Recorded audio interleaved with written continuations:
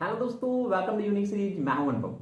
जैसा कि दोस्तों हम आज बात करने वाले हैं important question heat and mass transfer के। इसके पहले वाले वीडियो में मैंने मशीन डिजाइन का इंपॉर्टेंट क्वेश्चन अपलोड कर दिया है। यूट्यूब में और ऐप में दोनों जगह अपलोड है। आप वहां जाके उस क्वेश्चन को देख सकते हैं, पीडीएफ डाउनलोड कर सकते हैं और वहां से पढ़ सकते हैं। ठीक है, बात करने वाले हैं important question heat and mass transfer की। ठीक है, अब जो यहां पे हम क्वेश्चन डिस्कस करने वाले हैं, यूनिट वाइज क्वेश्चन डिस्कस करेंगे। हर एक यूनिट से 5 क्वेश्चन मैंने कंसीडर किए हैं जो वेरी वेरी इंपॉर्टेंट है, वेरी वेरी इंपॉर्टेंट है। ये आपके प्रीवियस ईयर क्वेश्चन पेपर में भी पूछे गए हैं। ठीक है, अब क्या है कि जो भी प्रीवियस ईयर क्वेश्चन पेपर है अप्रॉक्सीमेट 5 ईयर के, मैंने ऐप में ऑलरेडी अपडेट कर दिया है। तो अगर आपको प्रीवियस ईयर क्वेश्चन की प्रैक्टिस करनी है तो वहां से आप डाउनलोड कर सकते हैं और क्वेश्चन की प्रैक्टिस कर सकते हैं। कहीं बाहर ढूंढने की जरूरत नहीं है। ठीक है, तो चलो बात करते हैं हीट एंड मास ट्रांसफर की। पहली बात यूनिट 1 की जो इंट्रोडक्शन टू हीट ट्रांसफर है। ठीक है, अब यहां से क्वेश्चन किस तरीके से बनते हैं उनके बारे में डिस्कस करते हैं और 1 बाय 1 क्वेश्चन को हम जरूर सॉल्व करके जाएंगे। हर जो मैं 25 क्वेश्चन यहां पर डिस्कस करूंगा आप उसको करके जाना। 100% दोस्तों मेरी गारंटी है यहां से क्वेश्चन आने ही वाले हैं, हर बार एग्जाम में आते हैं। ठीक है, चलो बात करते हैं। पहला मैंने क्वेश्चन कंसीडर किया हुआ है कि drive the general heat conduction equation for Cartesian rectangular coordinate. अब देखो ये क्वेश्चन 24 में पूछा गया, 23 में पूछा गया, 22 में पूछा गया और 20 में पूछा गया। यानी इसके 3 कंडीशन है, आपको पता है। एक क्या है, रेक्टेंगुलर के लिए है, एक सिलेंड्रिकल कोऑर्डिनेट के लिए है, एक स्फेरिकल कोऑर्डिनेट के लिए। ठीक है, तो अगर प्रीवियस ईयर क्वेश्चन सारे बात करूं तो सबसे ज्यादा जो टॉप में पूछा जाता है, टॉप में वो पूछा जाता है रेक्टेंगुलर केस के लिए। ठीक है, सेकंड पूछा जाता है सिलेंड्रिकल के लिए और थर्ड कभी कभी पूछ लेता है स्फेरिकल के लिए। तो क्या करना है आपको, आप एक डेरिवेशन, ये जो पहला वाला डेरिवेशन है इसको अच्छे से समझ लें। इसको अगर आप अच्छे से समझ लिए ना तो ये और दो सिर्फ कॉन्सेप्ट थोड़ा सा चेंजेस है, बाकी आप तीनों को अच्छे से सॉल्व कर पाएंगे। ऑलरेडी मैंने पढ़ाया हुआ है, तीनों को अच्छे से पढ़ाया हुआ है कि किस तरीके से आपको सॉल्व करना है। ठीक है, तो यहां से पहला हुआ डेरिवेशन जो आपका 10 नंबर यहां से डिसाइड कर देगा। ठीक है, सेकेंड आपका जो क्वेश्चन है क्या कह रहा है कि for a solid cylinder with uniform heat generation derive the following expression. ये आपका एक्सप्रेशन है हीट जनरेशन का, टोटल हीट जनरेट कितनी हो रही है। ये यहां से क्या है, आपको ये डेरिवेशन आना चाहिए, इसके साथ इसके छोटे छोटे न्यूमेरिकल है जो फॉर्मूले पे हैं वो भी आने चाहिए, बट ज्यादातर यहां से डेरिवेशन पूछा जाता है, न्यूमेरिकल बहुत कम। ठीक है, तो हीट एंड मास ट्रांसफर में आपको एक बात बहुत अच्छी है एचएमटी में, क्या, क्योंकि यहां पे अगर आपको अच्छी मार्किंग करनी है, पास मार्किंग करनी है या अच्छा स्कोर करना है तो आपको डेरिवेशन भी पढ़ के जाना है। मशीन डिजाइन में न्यूमेरिकल ही पढ़ने थे, यहां पे आपको डेरिवेशन प्लस न्यूमेरिकल पढ़ना है। ठीक है, तो इस तरीके से आप तैयारी करके जाए। सेकंड बात करते हैं हम थर्ड क्वेश्चन की। आपके यहां पे ये क्वेश्चन बनता है दो। पहला है कि heat conduction through a composite valve and heat conduction through a composite cylinder, ध्यान देना। ठीक है, तो यहां से न्यूमेरिकल क्वेश्चन हर बार पूछा जाता है इस वाले सेक्शन से, कंपोजिट वाल्व से। तो आप न्यूमेरिकल क्वेश्चन और इसका डेरिवेशन दोनों याद रखें। ठीक है, यहां पे वेरी वेरी इंपॉर्टेंट मैंने क्वेश्चन कंसीडर किया हुआ है, आप एक बार इसको पढ़ें और इस क्वेश्चन को सॉल्व करें। ठीक है, तो आप एक बार पढ़ सकते हैं इस क्वेश्चन को और सॉल्व करें, पीडीएफ आपको मिल जाएगा। ओके, चलो बात करते हैं नेक्स्ट क्वेश्चन है, 4 क्वेश्चन है। अब ये देखो ये क्वेश्चन 25 का जो एग्जाम आपका हुआ था जनवरी में, उसमें क्वेश्चन पूछा था। सोचो ये क्वेश्चन आपको 10 नंबर में पूछा था और मैं पिछली बार भी सेम क्वेश्चन पढ़ाया हुआ था। यानी आपको कुछ नहीं करना था। क्या कह रहा है कि प्लेन वाल्व गिवन है, ये इसकी डायमेंशन गिवन है, कह रहा है कि हीट फ्लो कितना होगा एंड टेम्परेचर ग्रेडियंट कितना होगा। यानी अगर आप पढ़े हैं सिंगल वाल्व का इजीली कर पाएंगे। ठीक है, नेक्स्ट एक आपका ये न्यूमेरिकल कंसीडर है जो वेरी वेरी इंपॉर्टेंट है, आप इसको सॉल्व करें। क्या कह रहा है कि इंसुलेशन बोर्ड है, कंडीशन पर्पस से आप न्यूमेरिकल देख सकते हैं एक बार। यानी इंपॉर्टेंट क्वेश्चन है तो आपको ये क्वेश्चन को कंसीडर ही करके जाना है। यहां पे क्वेश्चन को इस तरीके से मैंने अरेंज किया हुआ है कि यहां से क्वेश्चन इस टॉपिक से पूछे जाते हैं। कहने का मतलब अगर आप सपोज क्वेश्चन करके गए तो हो सकता है कि सेम मेथड का ही क्वेश्चन आपके एग्जाम में पूछा जाए, आप सॉल्व करके आए। ठीक है, तो ये हो गया यूनिट 1। बात करते हैं यूनिट 2। यूनिट 2 है आपकी फिल्स एंड ट्रांजिट। ठीक है, अब क्या है, यहां से क्या है, डेरिवेशन अच्छा खासा पूछा जाता है। डेरिवेशन और न्यूमेरिकल आता है कभी कभी 1 या 2 और में भी आ जाता है। यहां इस चैप्टर से आपको ये अच्छा फायदा है। पहला देखो, state and assumption in lumped parameter analysis. कभी कभी अब देखो कैसे पूछता है क्वेश्चन। ये क्वेश्चन कभी कभी इतना ही आपको 10 नंबर में पूछ देगा, इतना ही, बट स्टेट के साथ आपको डिफाइन करना पड़ेगा पूरा डेरिवेशन। और कभी कभी क्वेश्चन को पूछता है for transient heat condenser derive the following equation. तो ये डेरिवेशन आपको आना चाहिए, मीनिंग क्या है वो भी आना चाहिए। देखो कितनी बार पूछा गया, 24 में, 23 में, 25 में, यानी कितना वेरी वेरी इंपॉर्टेंट हुआ कि दोस्तों। हो सकता है इस बार भी आ जाए। तो इस तरीके से आपको क्वेश्चन को अरेंज करना है। प्रीवियस ईयर क्वेश्चन बार बार कह रहा हूं कि 100% आपको पढ़ के जाना है, प्रैक्टिस करके जानी है, उसमें कुछ भी नहीं छूटना चाहिए। अगर ये भी आप कर लिए ना तो 100% मैं गारंटी करता हूं 80% कोई नहीं रोक सकता आपका, इतना मेरा कॉन्फिडेंस है। ठीक है, चलो अब 7 नंबर, टेम्परेचर डिस्ट्रीब्यूशन क्या है, हीट ट्रांसफर में रेक्टेंगुलर फिन के लिए क्या क्या केस होता है। अब देखो फिन इंसुलेटेड है। अब क्या है, ये 3 केस है। 3 केस में कभी क्या बोलते हैं, जनरली ये वाला केस पूछता है और यहां से न्यूमेरिकल जो आता है वो फार्मूला बेस है, छोटे छोटे फार्मूले हैं इसके, और वहीं से न्यूमेरिकल पूछता है। तो आपको डेरिवेशन न्यूमेरिकल दोनों आना चाहिए। अब क्या है, अगर सिर्फ डेरिवेशन में पूछता है तो उसी के साथ एक क्वेश्चन भी ऐड कर देता है कि इफिशियंसी ऑफ फिन्स क्या होती है एंड इफेक्टिवनेस क्या होता है। तो ये टॉपिक आप जरूर पढ़ के जाएं, ये वाला टॉपिक आप पढ़ के जाएं। ठीक है, चलो आगे बात करते हैं। 8 नंबर क्वेश्चन क्या कर रहा है कि prove that a body whose thermal resistance is 0। देखो ये लाइन क्या लिखी हुई है, इस लाइन को ध्यान में रखते हुए इस डेरिवेशन को आपको आना चाहिए सॉल्व करते। ठीक है, और कह रहा है कि वेयर द सिंबल, और इन सिंबल का मीनिंग क्या है वो भी आना चाहिए। 22 में पूछा गया, 20 में पूछा गया, 18 में पूछा गया है, और भी कई बार क्वेश्चन आए हुए हैं। तो आप ये क्वेश्चन पढ़ के जाएं। ये क्वेश्चन अलग है आपका, ये क्वेश्चन अलग है। ठीक है, मिक्स मत करना।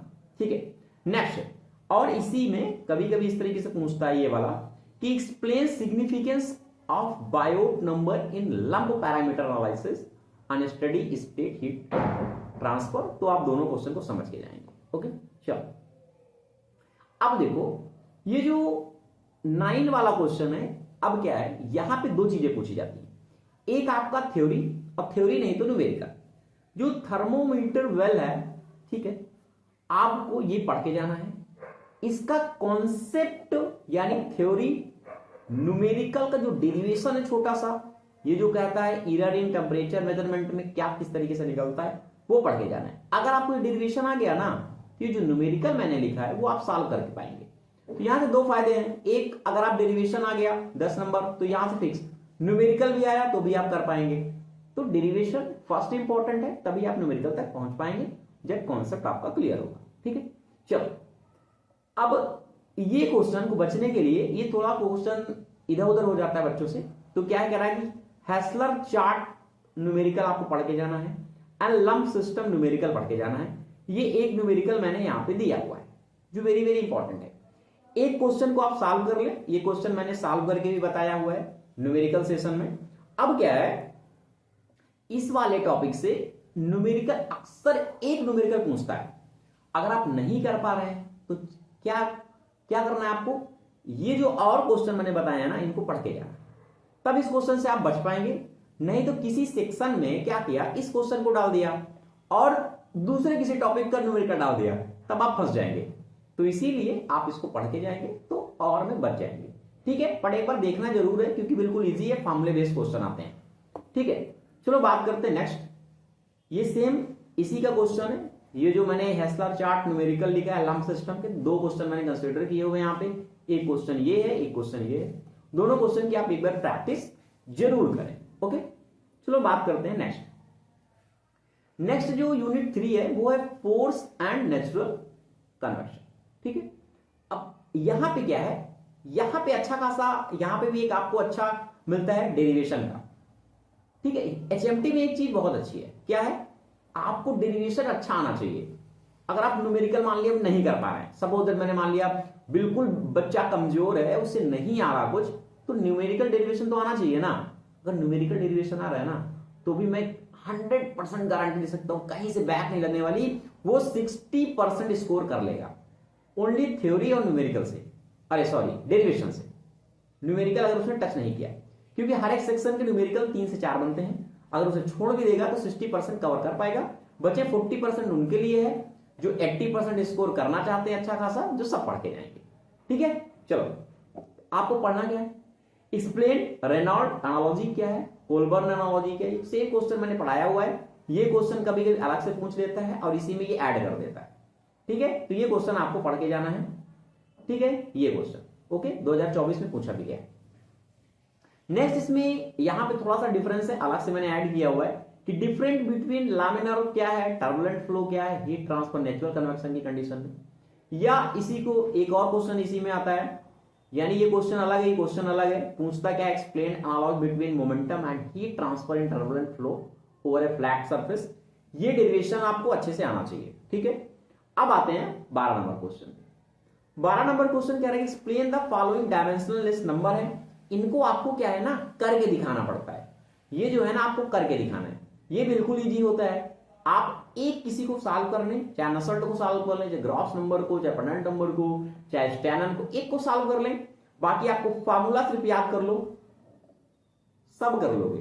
क्योंकि क्या है, इसकी डायमेंशन लेस नंबर रहता है, एम एल टी करके इसको फार्मूला है, एम एल टी करके उसके हिसाब से डायमेंशन की क्वांटिटी लेके आप सॉल्व कर पाओगे। ठीक है, चलो नेक्स्ट क्वेश्चन की बात करते हैं कि drive the energy equation for thermal boundary layer over a flat plate. ये क्वेश्चन अक्सर पूछा जाता है, तो आप पढ़ के जाएं, इंपॉर्टेंट क्वेश्चन, इसीलिए 25 टॉप आपके लिए निकाले गए हैं जो 5 यूनिट्स है। ओके, चलो ये न्यूमेरिकल क्वेश्चन है, आप जरूर करें और आप कर पाएंगे, उम्मीद है, अगर आप अच्छी तरीके से पढ़े हुए। ठीक है, तो ये दोनों न्यूमेरिकल की आप प्रैक्टिस करके जाएंगे, ये इसी टॉपिक से हैं, फिजिक्स से हैं, फोर्स एंड नेचुरल कन्वेक्शन से रिलेटेड है। तो इनको न्यूमेरिकल की आप प्रैक्टिस करें, क्योंकि ये न्यूमेरिकल हो सकता है सेम न्यूमेरिकल आ जाए, फिर मैं बाद में रिव्यू करूंगा जब आपको तो अब लगेगा कि सर ये क्वेश्चन तो ऐड किए थे, हमने किया नहीं था। तो आप क्वेश्चन की प्रैक्टिस जो मैंने दिया है, जो मैंने 25 में क्वेश्चन ऐड किए हैं, उनको आप जरूर करें एक बार प्रैक्टिस।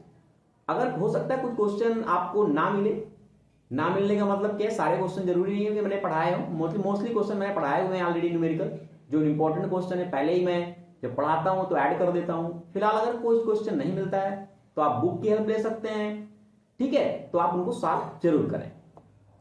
चलो अब आता है थर्मल रेडिएशन में। थर्मल रेडिएशन में बड़ा अच्छा ये वाला है, इंपॉर्टेंट वाला, सबसे इंपॉर्टेंट है, state and proof reciprocity theorem and determine safe factor, हर बार पूछा जाता है, तो आप इसको करके जाए। और एक क्या है, डिफाइन रेडिएशन सेफ फैक्टर क्या है, describe the various radiation safe factor में 23 में पूछा गया है, 21 में पूछा गया है, इसको 24 में पूछा गया है, तो आप इन क्वेश्चन को करें। नेक्स्ट 17 कहता है कि फॉलोइंग द, हाँ ये क्या है, ये छोटे छोटे क्वेश्चन है जो आपको क्या है कि 10 नंबर में इस तरीके से पूछता है। सारे टॉपिक को छोटी छोटी डिफिनेशन है, फॉर्मूलेज हैं, उस तरीके से आप रिलेट करके इसको करेंगे कि किरचॉफ लॉ ऑफ रेडिएशन क्या है, ठीक है, Stefan Boltzmann law of radiation क्या होता है, ऑब्जर्विटी क्या होती है, रिफ्लेक्टिविटी क्या होती है। ठीक है, तो ये सारे क्वेश्चन आप करें, 2 बार पूछा भी गया है, 24 में भी 23 में भी। ठीक है, या इस क्वेश्चन को इस तरीके से पूछ लेता है छोटा सा कि किरचॉफ लॉ कर दिया, यहाँ लैम्बर्ट कोहेन्स लॉ, विस डिस्प्लेसमेंट, प्लांक लॉ, तो छोटी छोटी डिफिनेशन है, आप इनको पढ़ के जाएं। 10 नंबर यहां से आप सिर्फ इतना लिखने का है कि डिफिनेशन क्या है, फॉर्मूला क्या है, फॉर्मूले की जो मीनिंग है, ठीक है ना, जैसे फॉर्मूले को मैंने डिराइव किया, उसका क्या मीनिंग है, इतना लिख देंगे। इस वाले केस में जो कई सारे नाम से पूछता है, उतने में आपको ना पूरा नंबर मिल जाता है। ठीक है, चलो नेक्स्ट क्या है क्वेश्चन हमारा कि black body and grey body क्या है, ये आपको पढ़ के जाना है।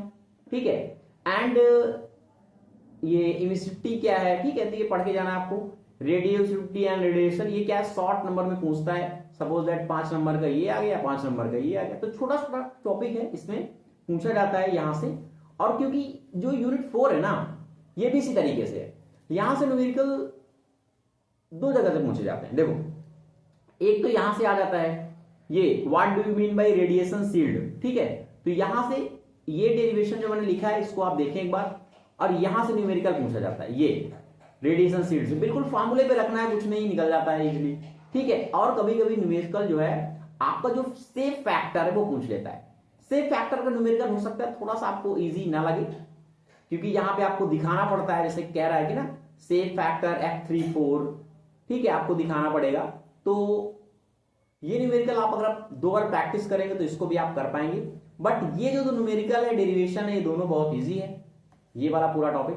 तो आप जरूर एक बार फॉर्मूला देखें और करें। ओके, चलो बात करते हैं लास्ट, हीट एक्सचेंजर यूनिफाइड।